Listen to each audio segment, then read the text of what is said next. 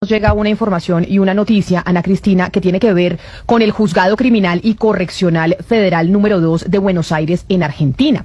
¿Y qué tiene que ver ese Juzgado Criminal y Correccional 2 de Buenos Aires en Argentina con un proceso en contra del expresidente Álvaro Uribe Vélez?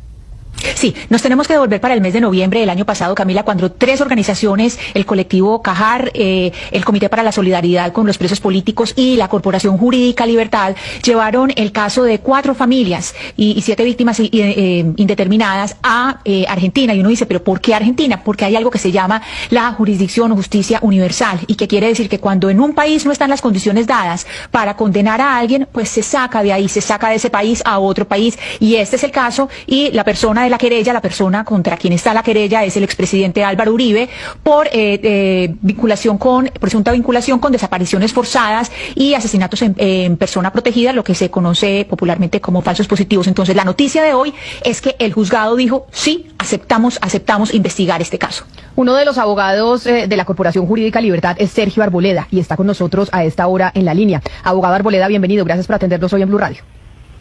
Muy buenas tardes a ustedes y a quienes nos escuchan el día de hoy. Abogado Arboleda, ¿qué significa esto que la justicia argentina haya aceptado pues esta demanda que ponen ustedes en representación de las víctimas? ¿Qué sigue de aquí en adelante? Porque uno diría, oiga, como ¿por qué un juez argentino podría llegar a juzgar a un expresidente colombiano? Sí, es la primera vez en la historia de Colombia que un expresidente es investigado por un tribunal o un juez, en este caso, de otro país, a partir de la aplicación de lo que ustedes ya han hablado, y es la jurisdicción universal, por crímenes de lesa humanidad.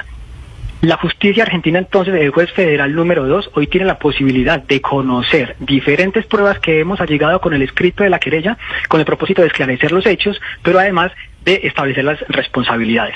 Entonces, lo que hoy significa esta decisión de admitir a las víctimas, aduciendo que se acreditó debidamente la afectación de las mismas y la existencia de los hechos victimizantes, es solo un paso más en esta etapa procesal.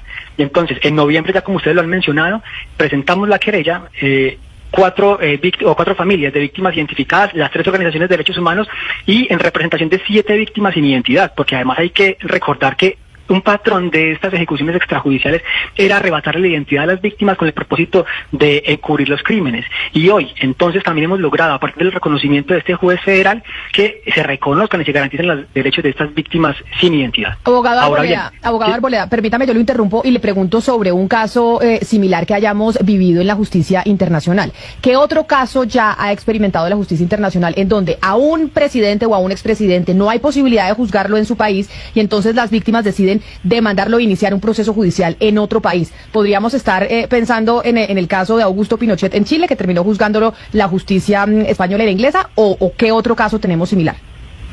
En efecto, Pinochet puede ser uno de los ejemplos que, a partir de la aplicación del principio de jurisdicción universal, puede ser ejemplificante para el caso de Álvaro Uribe Vélez, pero también, por ejemplo, el caso más reciente, la decisión de la Fiscalía Federal de Argentina, en la que la semana pasada solicitó el arresto del expresidente Miamar de Centroamérica, que también encontraron, a partir de la investigación que hubo, y se encontraron elementos de prueba que indican su participación o responsabilidad en crímenes de lesa humanidad. Pero no solamente eso. Argentina ha sido un país que, lamentablemente, por lo que vivió en la dictadura cívico-militar, se volvió un país tradicionalmente enfocado en contribuir al esclarecimiento, a la verdad y a la justicia de las víctimas de graves crímenes internacionales.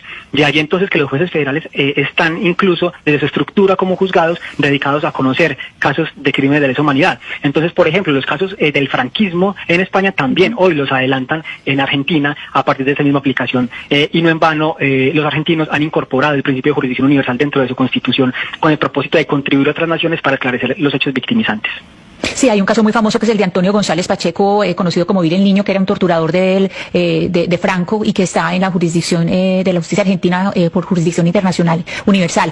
Doctor Arboleda, yo le quiero preguntar en términos de cooperación internacional judicial, ¿qué le correspondería ahora a las autoridades colombianas por una parte? Es decir, ¿cómo funciona eso? Entonces, el tribunal en Argentina le debería pedir material probatorio, por ejemplo, qué sé yo, a la Fiscalía, a la JEP, a Justicia y Paz, etcétera. Y eso por una parte, ¿y eso qué implicaría para otras víctimas? ¿Otras víctimas se podrían unir o cómo sería eso?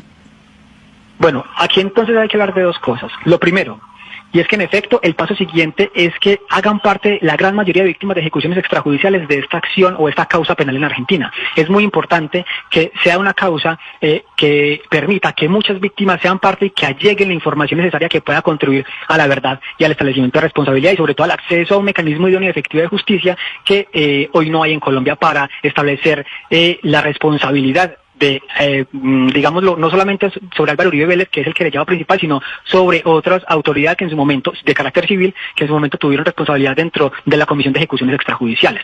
Ahora bien, el papel del gobierno nacional es facilitar y allegar toda la información que requiera tanto el fiscal como el juez federal. De allí entonces que ya desde diciembre y enero las autoridades argentinas han intentado solicitar mediante exhorto información a la Fiscalía del SPI, pero también el fiscal ha intentado a partir de su pronunciamiento en el cual dice que es necesaria esta investigación y en ella entonces en su pronunciamiento de decisión lo que hace es solicitar al juez que remita exhortos a Fiscalía, a jueces y al Gobierno Nacional con el propósito de que allegue la información necesaria que pueda abrir el camino en esa investigación.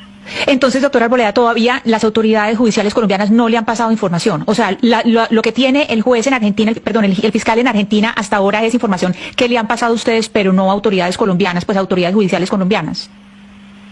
En efecto, tenemos un cúmulo de 260 elementos probatorios que son a partir de práctica probatoria de jueces de la justicia ordinaria, pero también de la Jurisdicción Especial para la Paz. Y asimismo hemos intentado dentro de la querella ubicar algunos testigos claves que en su momento tuvieron incidencia, tuvieron encuentros con el Gobierno Nacional, donde se podría acreditar el conocimiento que el presidente de ese momento, Álvaro Uribe Vélez, tenía sobre la Comisión de Ejecuciones Extrajudiciales. Todo el cúmulo probatorio lo aportamos a partir de la información a la cual pudimos acceder desde el aparato judicial colombiano, pero el cual también va a ser ampliado a partir de los exhortos o comunicaciones o solicitudes que hagan tanto el fiscal como el juez en su momento. Tengo una última pregunta para usted, abogado Arboleda. Ya que ustedes llevan pues mucho tiempo en este caso, lograron la admisión de la demanda, ¿ustedes están proyectando que este es un proceso de cuánto tiempo? De aquí en adelante. Bueno, el caso del franquismo lleva en Argentina 13 años.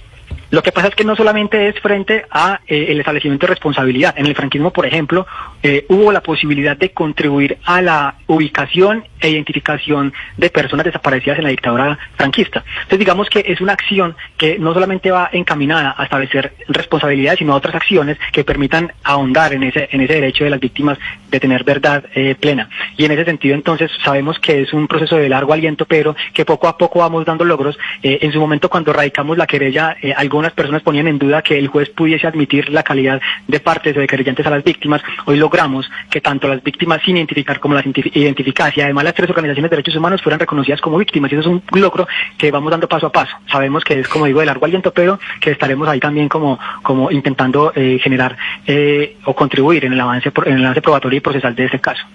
Ay, Camila, permítame hacerle una última pregunta al doctor Arboleda antes de despedirlo, y es lo siguiente. Cuando se tiene un caso de estos, digamos, la querella es contra el expresidente Álvaro Uribe, pero obviamente pues él no actuó solo. Si se jala esa pita, pues ahí empieza a haber una cantidad de personas que también son corresponsables. ¿Ellos también entrarían ahí? O sea, ¿cómo funciona eso, digamos, cuando se prende el abanico y empiezan a entrar otros funcionarios y que también hay expresidentes como el expresidente Juan Manuel Santos, por ejemplo? Claro, en efecto, no podríamos llegar al expresidente sin escalar en otro tipo de responsabilidades. Somos conscientes que hoy la JEP es la competente para conocer sobre la responsabilidad de militares o agentes estatales involucrados en estos casos. Sin embargo, la jurisdicción también, por exclusividad, o más bien por normatividad, se excluye de conocer o abordar la responsabilidad del expresidente. Sin embargo, si hay que hablar de los ministros o exministros, y en ese caso entonces de Juan Manuel Santos, por ejemplo. Pues es el abogado Sergio Arboleda, abogado de la Corporación Jurídica Libertad, uno de los corporaciones que ha llevado pues el proceso de varias víctimas en contra del expresidente Álvaro Uribe Vélez por cuenta de la desaparición, lo que hemos llamado falsos positivos en Colombia, la justicia argentina. Abogado Arboleda, gracias por atendernos, por estar con nosotros hoy en los micrófonos de Blue Radio. A ustedes muchísimas gracias.